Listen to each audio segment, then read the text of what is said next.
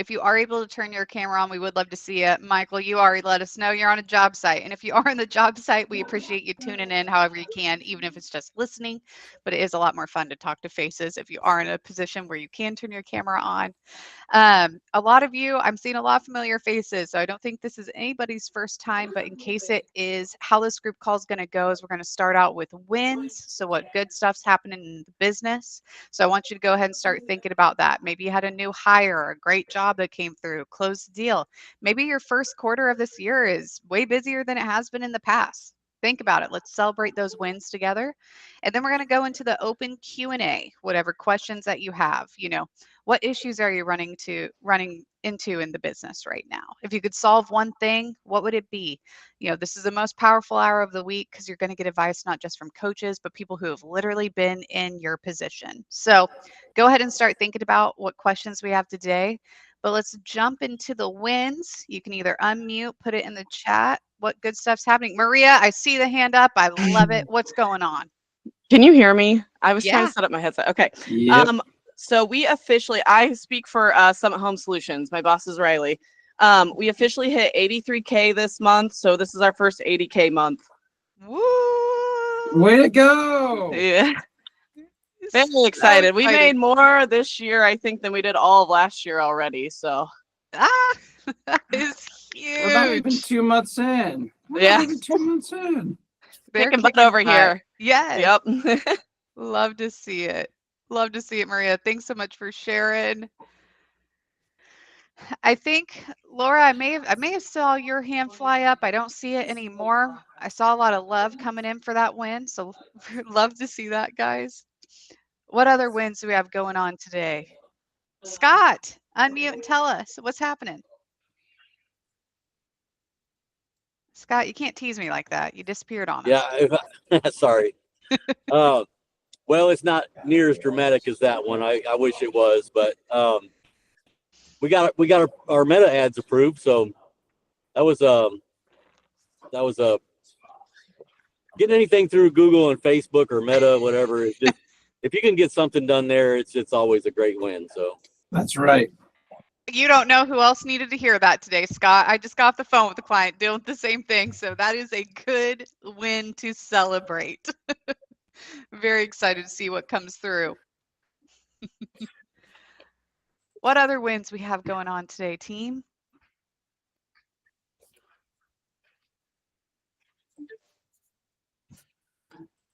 I've got a win. Tell us, Robert, what's happening? So in my construction business, Power Builders Construction, we had a foreman on our team who, for lack of better words, was just kind of a piece of shit. And I know that may sound intense, and I apologize for the use of language if anyone if that bothers anybody. The reason why I put it in those terms is because we had to file police reports on him after we let him go. He tried to take our tools and materials, return it to Home Depot, put it on his card, found out he was stealing time from us quite a bit.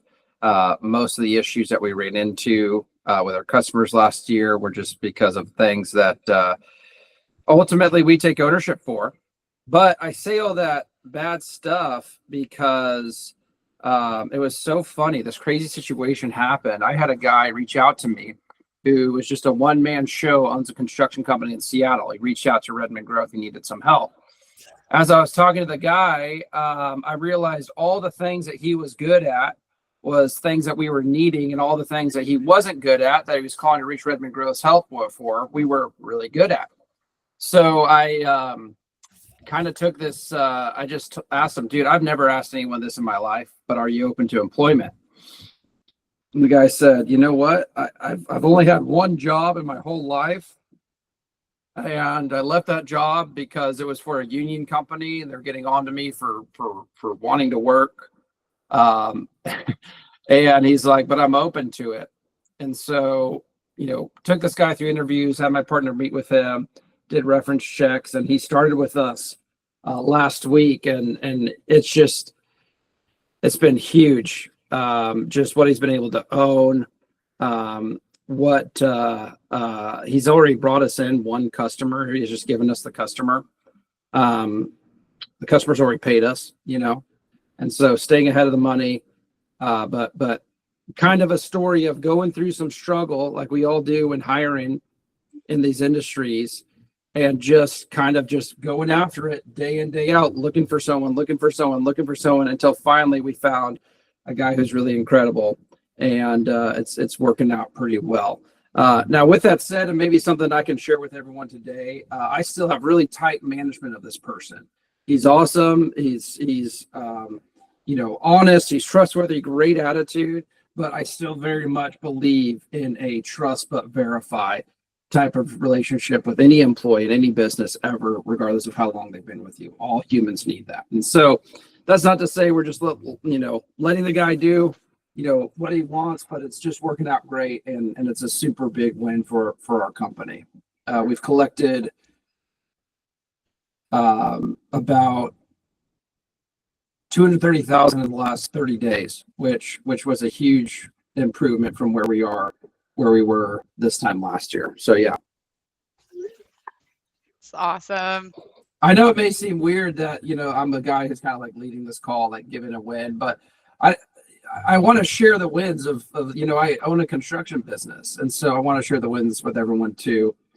And just let everyone know what's up. So Laura, I got talking right before you did, and I know you've had your hand patiently waiting there. Good morning and congratulations, Robert. And I see Office is your name, but the young lady that was before me, well done. So I have kind of a two-parted win. This week has just been incredibly challenging and stressful on multiple levels. But to narrow it down, the first win is we have a high-profile project in the city of San Francisco. It's a residential service change, which there's nothing residential about the installation. It is completely a commercial install just because of the logistics and the challenges of trying to modernize a 100-plus-year-old house.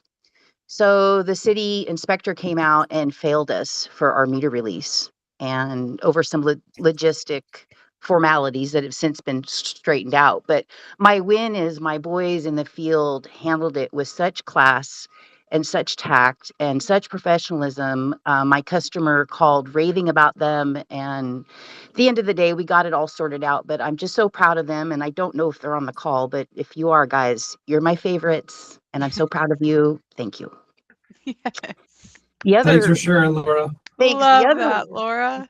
The other win is in a lesson for us all, regardless in business, but in life in general, because of all this pressure and stress of stuff happening. I had another customer email me about her Tesla charger that she can't get to connect to her car. We ran power for the charger. And short version of a long story, she fires off this email to me that was so snarky and bitchy and mean girl.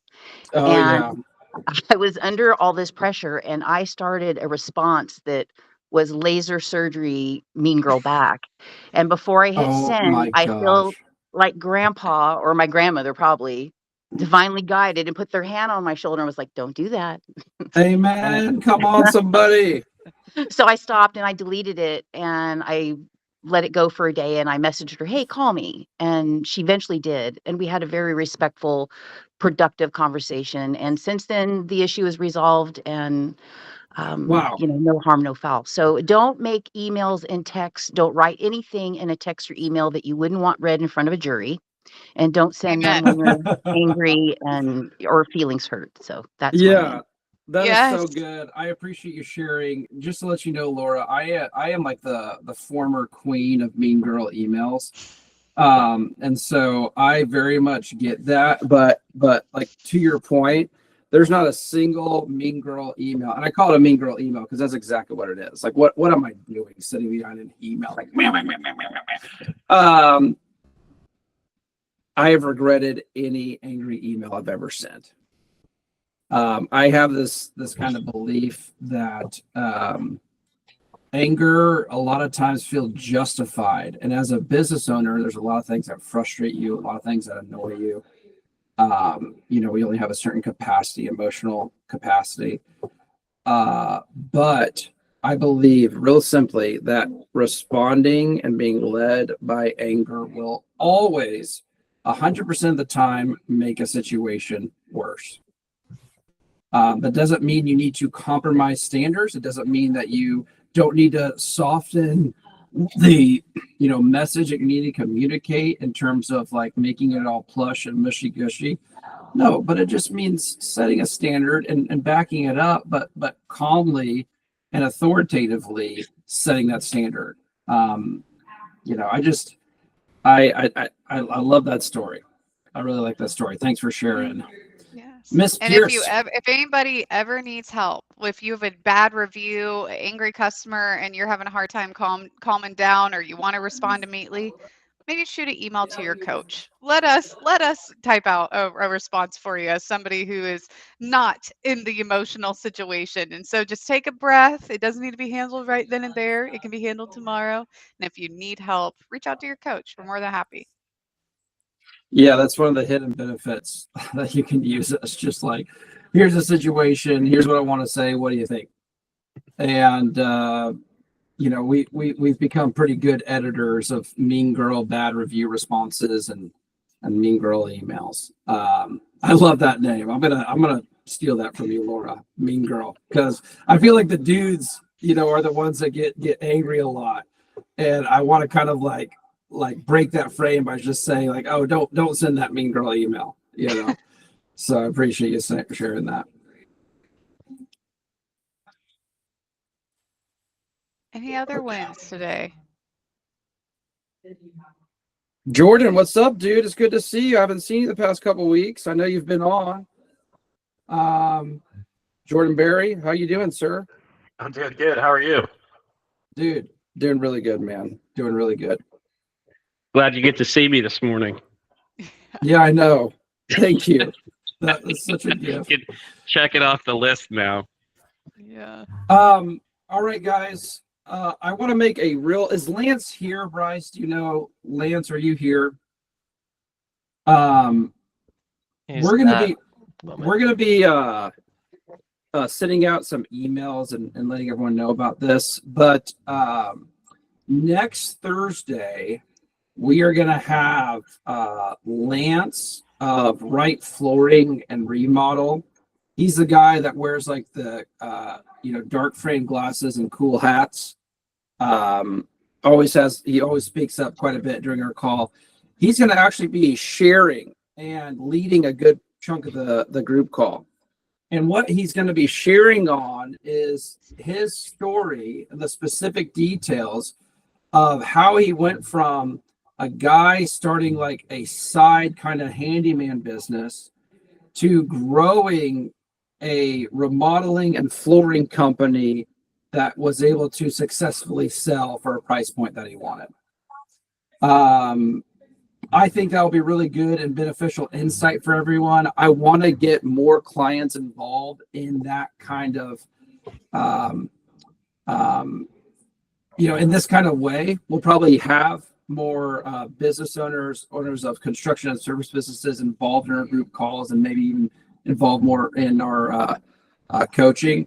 But it's going to be really good. Lance is also like a former pastor, which when he told me, like, didn't surprise me at all, because I feel like he's a pretty good communicator. And I'm really excited to hear him. I'm personally excited to hear it because I don't know the story. And so next week, please be here. Most of you guys are here every week. We appreciate that, but you definitely want to be here next week. Lance is going to be speaking on how he went from kind of just, starting a side when he was a pastor, starting a side kind of handyman business to earn some extra cash, to something growing and him actually successfully selling it. So don't want to miss that. Okay. All righty. Is there anything else? Wins? We ready to transition? Okay. Well, go ahead. Travis Jordan. wanted me to share a win Thank you, Travis. from last week. So Bobby, we've been obviously doing training every week, and it's starting to pay off. He went on a call last week that customer had no power. Turned out it was just a burn up meter, so that's all that we really needed to do. But because of how we train, just asking good questions and having good conversations with customers, they were looking at the panel and he's like, man, this panel's like not in the greatest shape. Have you thought about replacing it? And he's like, man, I haven't really done anything since I bought the place. And Bobby's like, well, how long have you had it? And he goes, 1997. And he goes, well, maybe it's time to think about replacing this panel. So a call that went from like maybe a $1,200 repair went to a $5,000 repair. And, we made some adjustments and rescheduled a couple of calls, stayed and got it done, the same day. And, initially when he was telling me, he was just thinking, well, they just had to have it. I'm like, no, they didn't.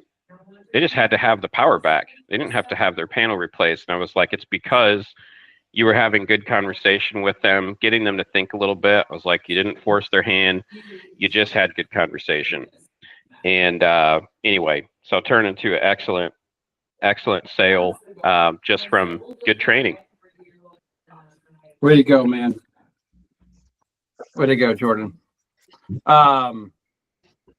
Okay, well, let's transition here. Lauren has a good question. The Profit Rhino price book.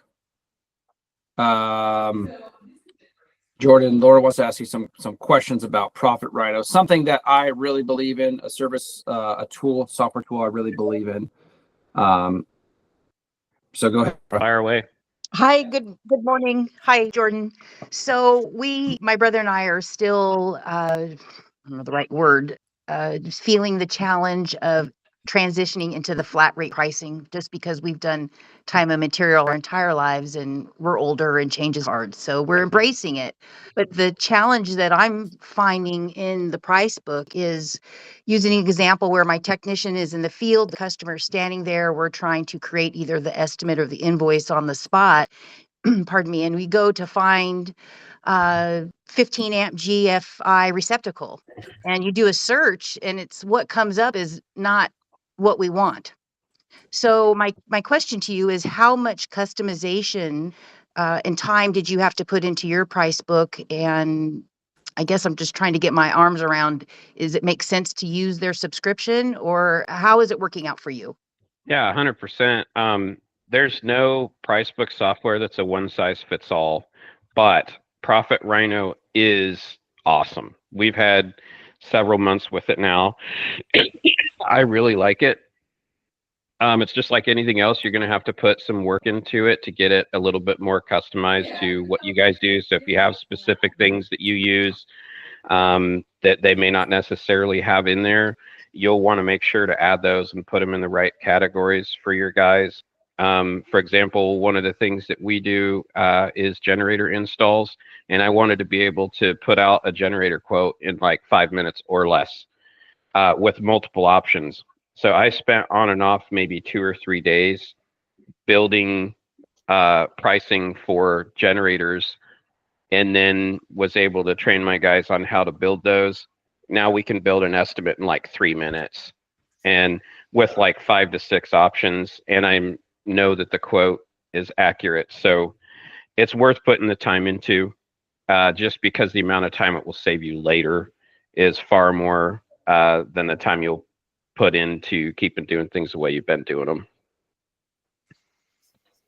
Awesome. Thank you for that. I just felt like initially, and granted, we haven't spent a whole lot of time in there messing around, but it just seems like some basic, obvious installations are missing.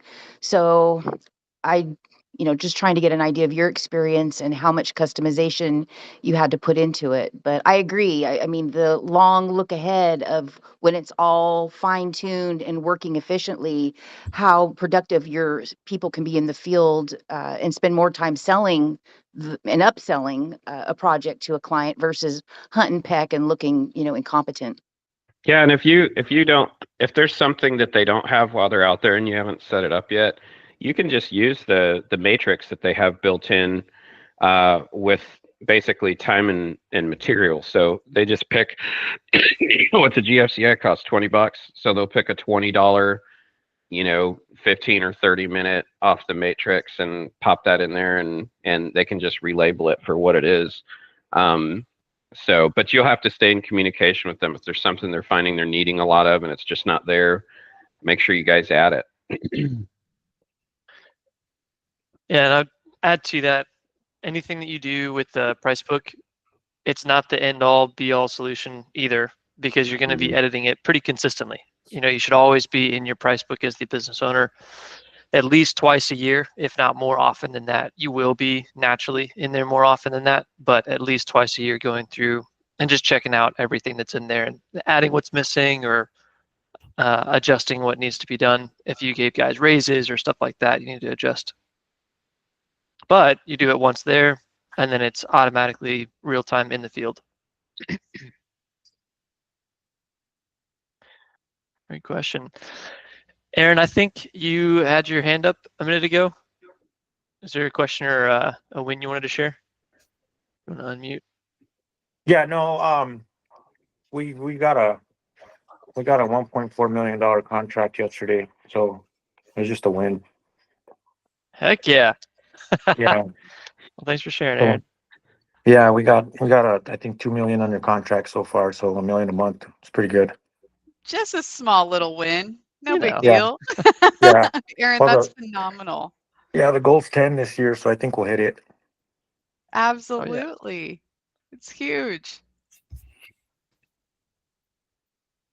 Jason, I see your hand up. I was just going to ask Maria. Maria, how many? I think you do like house remodels. Is that correct? Okay. How many employees do you have? Okay, so it's Riley, the owner, and then we have a project manager, Brooke, and then it's me, and I do all the background office meetings, all that stuff. And then I asked Riley to add, we have a part-time accountant just because we're getting too big for me to be able to handle it properly. And if we get audited, I'm putting my 2 weeks in. So we just have the 4 of us, but 3 full-time. I would say him, me, and Brooke are full-time, and then the accountant just does it on the side to help us. Okay. So what about your in-field staff? Oh, we just do subs. Yeah. You just sub everything out? Okay. Mm-hmm. I was just curious, comparing what you were saying about your 80 grand to what we're doing. So Yeah. we just have 3 guys and then 2, a project or an estimator, project manager, and then my office manager. So we're doing about 60. So I was just trying to see kind of where we were at. Yep, we're about right there too. So Riley does all the estimates, and then Brooke does all the ongoing projects. He manages them, and then I'm the catch-all. So Okay. Okay. I also saw Kyle put in the chat here. Just if anybody has any recommendations other than Profit Rhino for softwares, with any of them. Nicole, real quick, because I do want to address Kyle's question, but Jason, why are you asking that? Just the size of her company and what we're looking for. So we just developed a kind of a goal sheet for every month, and it tracks kind of the number of estimates we have. It's kind of similar to the paperwork that Nicole's given us, but we actually put it into a bar graph. So the project manager, my office manager, myself can actually see it, and we hang it on the wall and kind of know where we're going with it. But yeah, I was just curious because we have 3 employees that are out in the field doing the work, and then basically 2 people in the office. One guy doing estimates, and then my office manager kind of running the office. Kind of sounds like what Maria does. So just kind of comparing is all. Yeah, I really kind of believe in that trifecta for like we're doing the same thing of kind of divvying responsibilities. And so I actually have a document that if we have time today, I'd love to go over. I went over with it with the guys at Emerald Isle Construction earlier this week during their strategy call. But I've just noticed more and more especially among like employees and team members that aren't just in the field, that one of the biggest issues that we've ran into, and I've begun to see a lot of people ran into, is just not real clear communication and inner accountability with specific roles for, project managers, for the owner, for a partner or any other senior level kind of office resource. And so I've started working on something that has helped solve that problem with us, and things are running more smoothly than they ever have. And so I was curious if your question had anything to do with that same type of thing. And if we have more time, Jason, I'd love to kind of show you guys what I'm working on. But Nicole, and I'm so sorry to interrupt you earlier, Nicole. I was like trying to talk to Jason, but my microphone was muted, and I was like, oh. So anyway, yes, Kyle, let's go to your question. Besides Profit Rhino, does anybody have any other softwares? And Kyle, I just want to, are you just looking for recommendations for estimating software, or are you looking for, because Profit Rhino kind of goes hand in hand with Housecall Pro, which is like the software that they use for scheduling. It's more so the price book side of it. And so Kyle, if you're able to like unmute and maybe ask your question or elaborate in the chat. And then he also wants to know if any of them can directly import pricing from suppliers.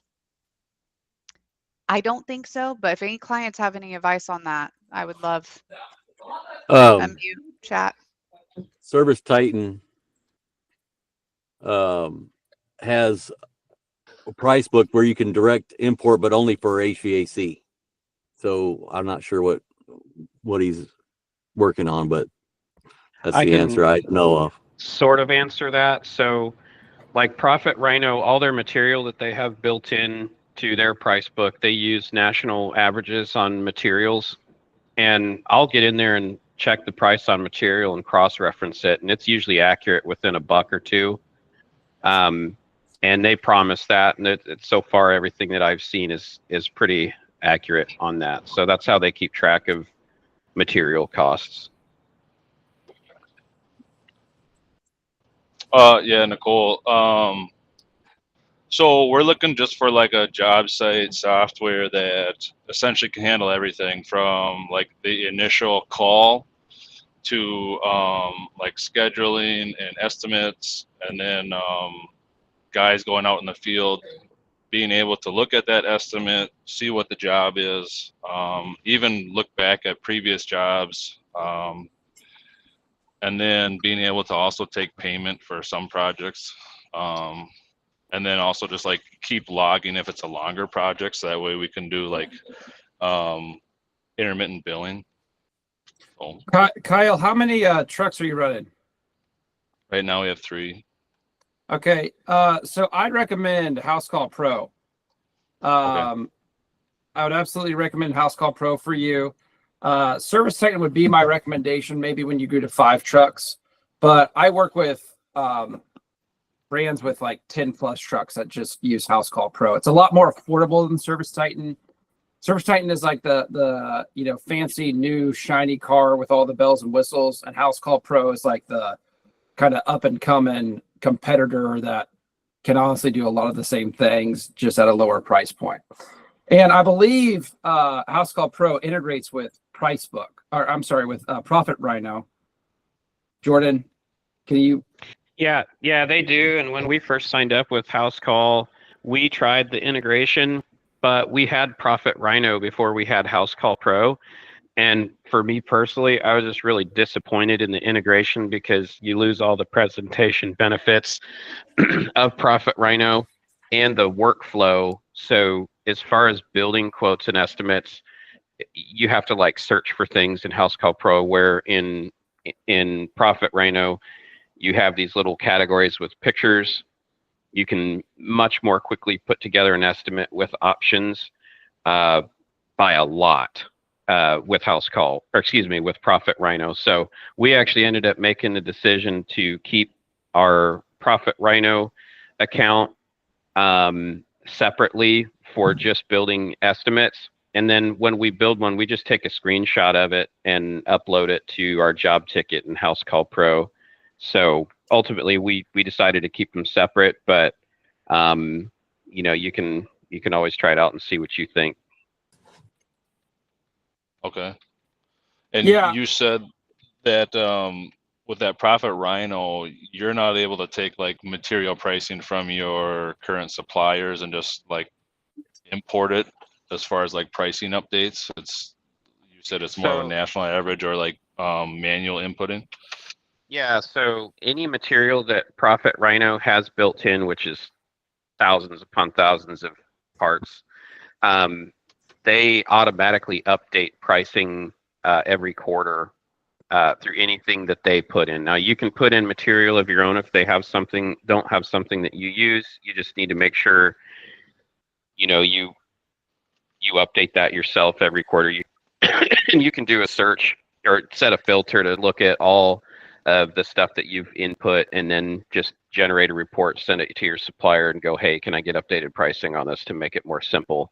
But yeah, and you can also integrate your price list from, if you choose to have Profit Rhino separate from Housecall, but it doesn't make sense to do that. We tried every angle on that, and at the end of the day, for us, it made the most sense to keep Profit Rhino, do all of our estimating and presentation in there, and then everything else is handled in Housecall Pro, from scheduling, collecting payments, job ticket notes, everything else is handled in there, and it's working out really well for us.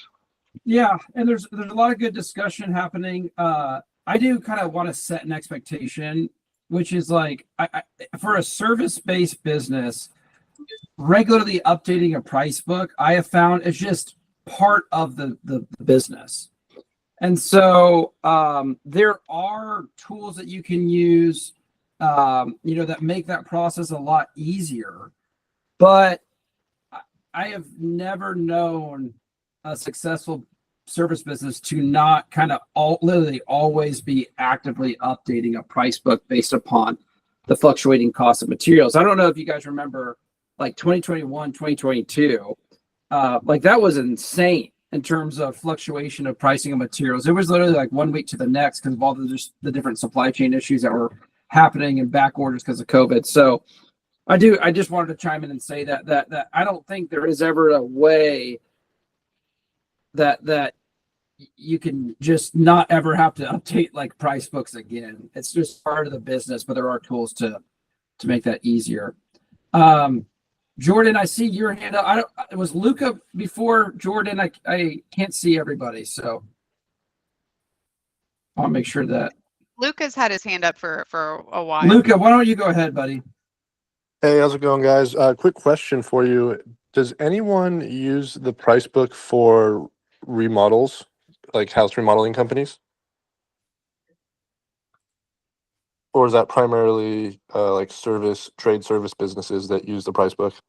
So we're primarily now talking about trade service businesses that use a price book. The reason why is because the nature of the business is, at least the sales process side, is quite a bit different from most kind of construction sales processes. There is a lot of similarities that service companies, when they're doing larger projects, will have with just like a normal GC. But what we're talking about is, a tool that allows, customer calls, they send a truck out, technician diagnoses the issue, and it's a tool that allows them kind of in that moment to build a real quick price based upon the diagnosis of the issue and giving them options. For a construction business, there are a lot of great tools out there that are similar to this kind of price book concept that we're talking about, where like we use a spreadsheet that has like the core costs of basic materials, and you have the price there, multiply it by that, you input the quantity, and it gives you like a price point.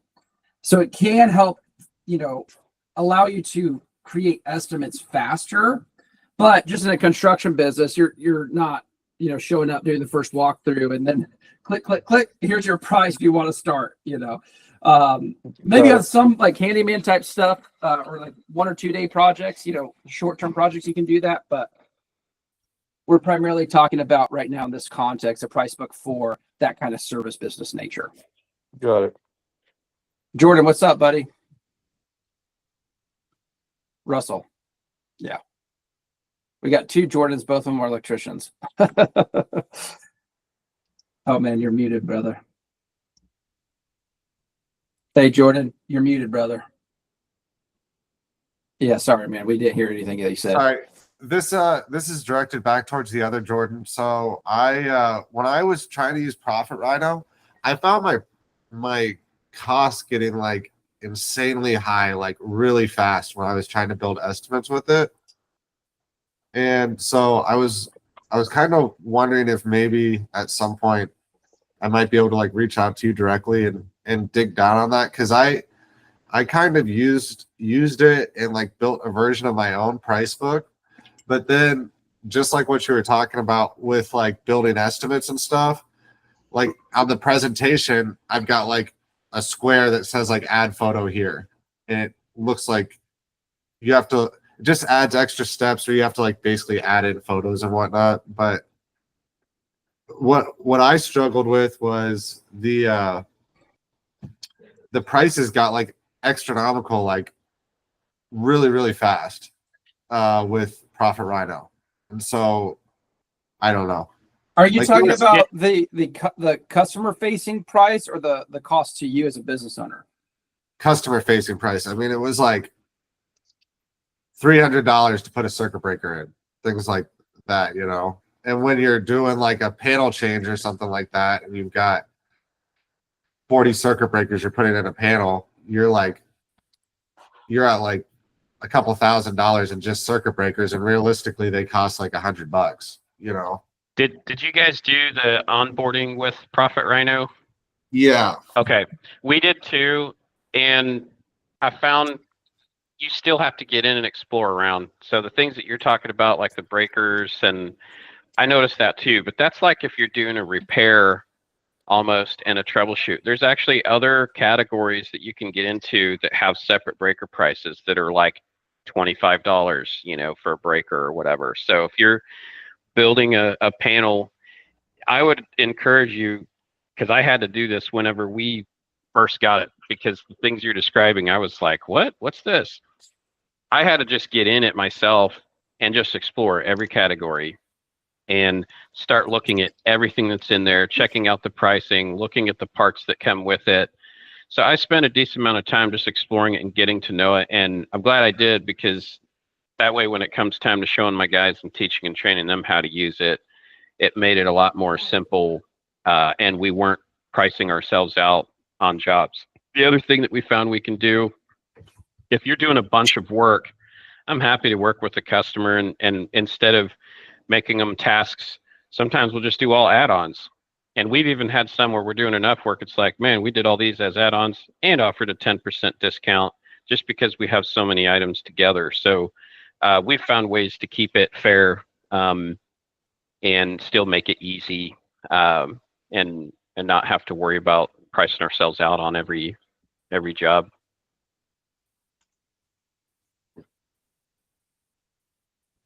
Thank you.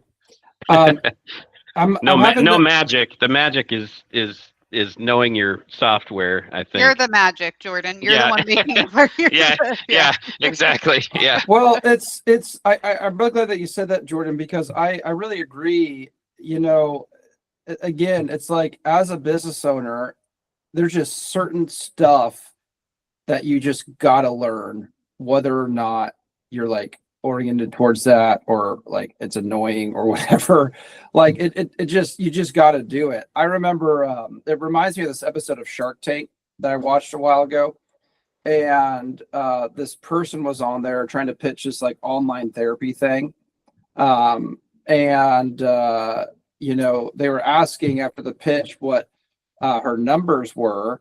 And one of the questions was, hey, what's your average profit per customer? And she replied, anywhere between $300 and $900. And like the sharks were like, okay, so is it twice as much as the first number you gave, or is it more the first number you gave? Because that's like not a helpful range. You know, the specifics like really matter. So she went on and, oh, I don't really know my numbers. I'm not accounting oriented. And, you know, one of the sharks were like, oh, you can pay people to know your numbers. And Mark Cuban, who's like my favorite shark, he chimes up and he's like, yo, like, it doesn't matter, like, if you're not oriented towards numbers or not. You don't have to be an accountant, but like there's certain numbers every business owner just has to know. Like you just got to know this stuff, you know, and you shouldn't ever delegate certain core activities and core numbers to your business to another person.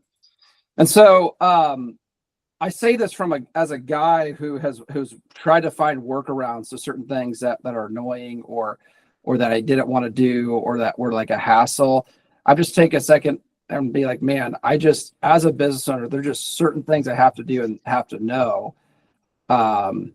You know, and one of them would be software. You know, you just gotta. I would never delegate the knowledge, like the main learning of your software, to another team member. Even on Redmond Growth team, like Bryce is really knowledgeable in our CMM software. Caden is like our in-house CMM guy, but I like take it upon myself to try to figure most things out, even if I've never done it before, just because I've got to know it. You know, I've got to, if Bryce, you know, is out on a trip, if Caden's not here and, you know, whatever, like I'm going to be in a tough spot, you know what I mean? And I've been in those tough spots before. And I kind of, over the past year and a half or so, I kind of mentally made a decision that says, I don't want to be held hostage to like a core part of our business by anybody. Not that I was like necessarily held hostage, but I just kind of like, oh, that's this other person we're paying's job. I don't got to know that. You don't need to know it in all detail. Like you guys don't need to know like how to set up targeting for a Facebook ad, but you should know who we're targeting, right? You should be able to verify that. You should be involved in that decision-making process. And so that's the kind of stuff that I mean. So you guys probably all already understood that though. I'm probably the only one here. Be the magic. Yep. Dude, you've been spending way too much time at Disney. Yeah, we got a Disney adult over here. Had no idea. I can kind of see it now, though. No, I'm just kidding, Jordan. Okay. Any other questions? Hot issues. We've been talking a lot about service. So I'm kind of curious where our construction guys are at. And while the construction guys are kind of waiting here, I want to kind of ask an open question, and you can either, you know, give a thumbs up if you like it or just not respond at all. Oh, look who it is. Tyler Dort, my business partner, is here, ladies and gentlemen. I'm here as I usually am. He got up at the crack of dawn in Seattle time to join us. Guys, this is Tyler. I think he's been here before. He's the other half of Power Builders. He's the guy who makes it happen. And really glad that he's here. So something that we're thinking about doing, and we're just always wanting to improve things, make things better. And I've been thinking more and more about, if you like this idea, you know, thumbs up it, or you can chime in and give your perspective. I'd love to actually hear other people's input if you want to turn your mic on. I'm thinking more and more about maybe doing 2 separate group calls. One that's more oriented towards service, and one that's more oriented towards like GCs and construction businesses. I feel like regardless of the kind of business that you are, there's a lot of value that you can get from either. However, like even just now, it was a great discussion, but not super applicable to a good amount of construction businesses here. And I don't want people sitting on this call just to sit on a call. You know, I don't want people just to show up to, I mean, I appreciate it. I love it. You know, I think, again, you can get insight from it. But what do you guys think if we did a separate, you know, weekly, hey, we do the service, you know, let's say Tuesday at 9, we do the service group call. Thursday at 9, we do the construction group call. Okay, Kyle and Luca like the idea. Anyone else want to chime in? Yeah, Chris kind of validated zoning out. That stuff wasn't applicable to us. Like it. Great idea. Okay, a lot of hands are being raised. I don't know if that's a hand of support or want to chime in. If you want to chime in, you can just go ahead and turn on your mic and start talking. I think most people are liking this. Do we have any? Yeah, you can absolutely attend both calls. Wilson, what will you do is we'd have the same kind of structure set up where both calls would be in your calendar. One would be titled Redmond Growth Service Group Call. Another would be titled like Redmond Growth Construction Group Call. Maybe once a month we do an all client group call, something like that. Can I chime in real short? Yes, please. I think it's a fantastic idea. I think the only thing that I would miss out on if I wasn't attending both calls was, the way the field application changes between construction and service. So totally get why you're considering that. But when it comes to dealing with employees or numbers or, office stuff and the advice that we get on the back end, that stuff is really valuable. And I've found that even when I'm sitting listening to nothing but construction people talk, I've still gotten a lot of valuable things there, that I would be missing out on if I wasn't attending both calls. But outside of that, I think it's a great idea. Yeah, appreciate that.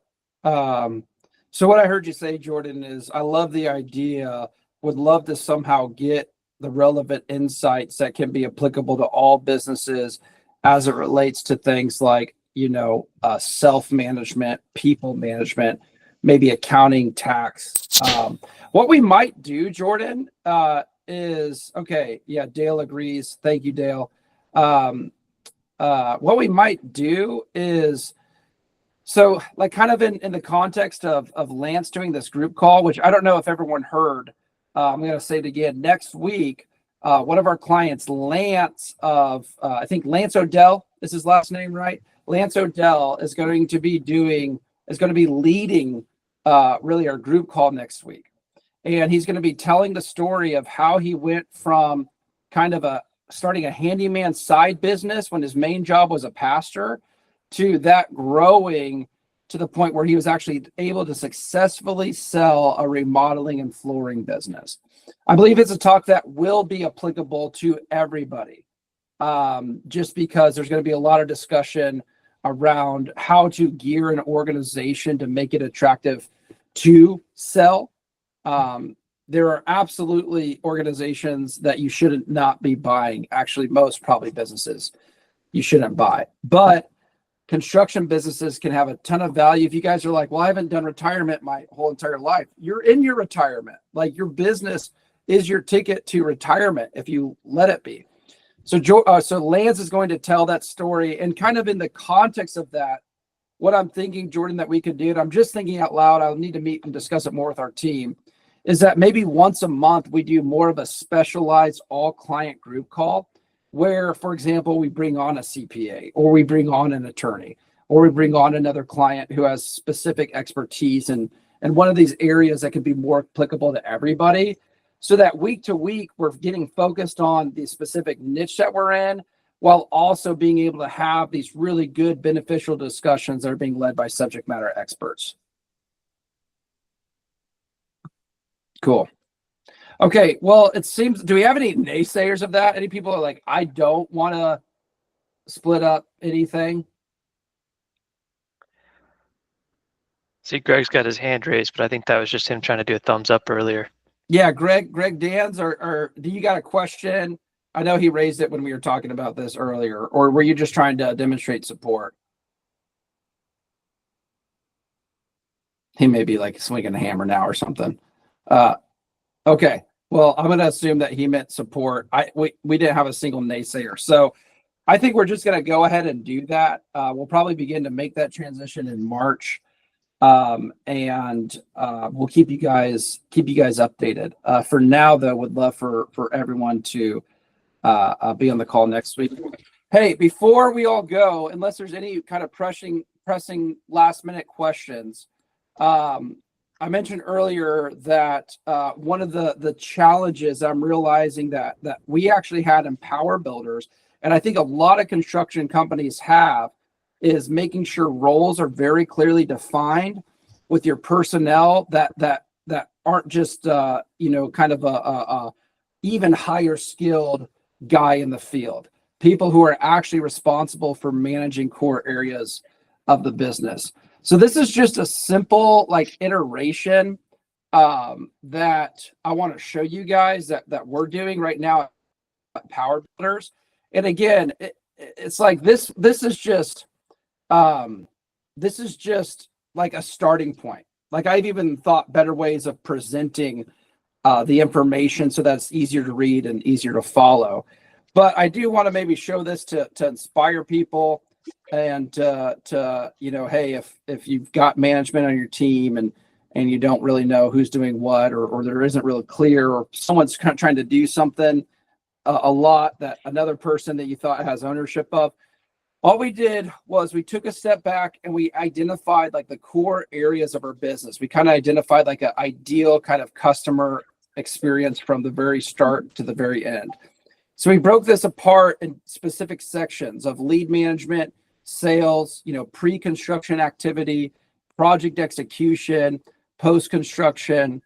And then for each kind of activity, we have a highlight here. And each color represents a certain person or people so that it's real clear on who owns what in the company so that people can depend upon each other for getting stuff done. And also, if stuff's not done, it's really easy. People can say, hey, that was on my plate. I missed that. I own that, and make adjustments going forward. And so what we did here is even for these kind of activities where there's two people, like with Tyler and Evan, when they're meeting together to do something, Tyler is the owner of that activity, right? If me and Tyler are meeting together to do something, I assume ownership of that activity, right? But you see here, it's like, I'm in the pink color. So I manage making sure that we got all the leads coming in, manage everything in CMM, making sure our customers receive automations. Tyler's our guy who calls the customer. We have our first call script there. He runs the first appointment, right? We have kind of the core things at the first appointment there. Tyler and Evan meet to review project notes, to prepare a bid. We have like when we need that to happen by. Tyler creates a bid in 72 hours to review with the customer. Ideally over Google Meet. We explain each part of the estimate. But you can see here that each kind of person has an assigned core responsibility. And this isn't everything, but it really is probably 90%, maybe 80% of our business, the core activities that need to happen. So anyway, yeah, everyone wants a copy of this. No, I can't share this. No, I'm just kidding. What I'll do here is I'm going to make a copy of this right now and just throw it in the chat. And you guys, what you can do with this copy is I'm going to set this on view only mode.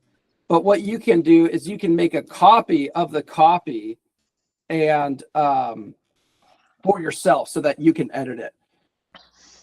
Take what we do, let it inspire you. Let it, they're thinking of something I wasn't thinking about. That's good. Orient your business, though, towards this. You may have a different way of doing things, of running things. You may have different personnel. Make sure you incorporate that into this checklist, right? Don't just try to change your entire business to follow what Power Builders does, if that makes sense. So any questions about that before we kind of wrap up for today?